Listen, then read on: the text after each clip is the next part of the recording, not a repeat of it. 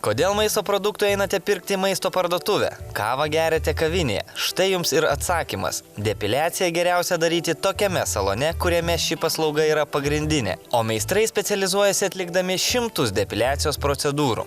Plaukų depiliacija jau nuo seno siejama su išvaizda ir komfortu, bei su asmeninė higiena.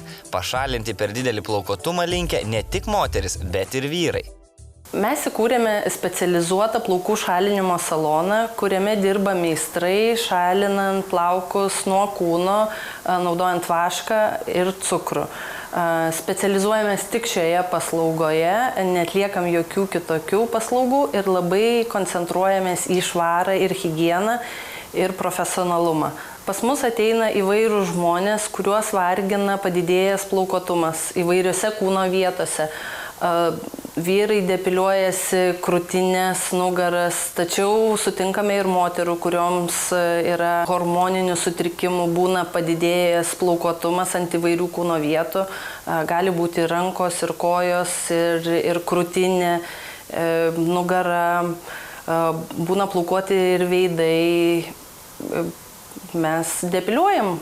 Daugeliui asocijuojasi depiliacija su diskomfortu ir skausmu. Tačiau mūsų salone dirba specialistai, kurie dirba vien tik tai su plaukų šalinimu ir naudojame pačias geriausias medžiagas. Naudojame cukrų, naudojame naujos kartos vašką ir stengiamės atlikti procedūrą kuo greičiau, kad skausmo pojūtis būtų kuo mažesnis. Moteris dažniausiai depiliuojasi kojas, bikini, pažastis bei rankas. Dar labai dažna procedūra yra antakių korekcija, plaukelių depiliavimas nuo veido bei kaklo.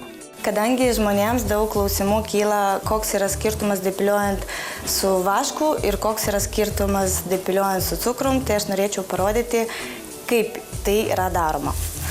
Cukrus imamas pirštukais, užtepam būtinai prieš plauką, ranką aš nespaudžiu visiškai, cukrus turi pats įsivynioti į plauką. Cukrus šiaip neprilimpa prie odos, kam labai jauginėja plaukeliai ir žmonės šiaip tingi daryti tą pilingą, tai cukrus irgi pilinguoja kojytės. Su cukrum depiliuojant plaukai netauga taip greitai, kadangi mes išraunam plaukelį palei plauką. Ir šaknis yra nesudirgintas ir labai gražiai išraunamas. Netgi paraudimas, matot, nėra tokio baisaus kaip po vaško. Iš klientės, kiek žinau, tai skausmo nejaučia, o tiesiog kartais netgi yra malonu. Patariu išbandyti depiliaciją su cukraus pasta, kadangi tai yra malonu ir be jokio skausmo ir be jokių kalorijų. Vyrai taip pat depiliuojasi bikini bei pažastis, tačiau dažniau nei kojos ar rankos yra depiliuojamos nugara bei krūtinė. Veido srityje depiliuojami antakiai, nosies plaukai bei plaukai iš ausų, koreguojama žandikaulio linija.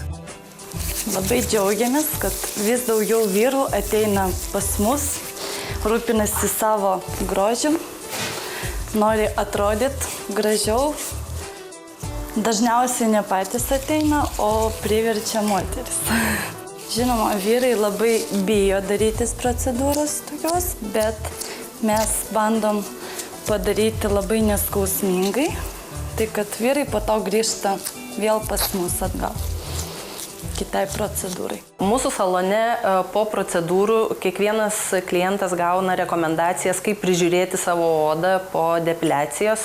Jam pasakoma, kad negalima eiti į soliariumus, į tiesioginės saulės spindulius, negalima maudytis viešuosiuose baseinuose.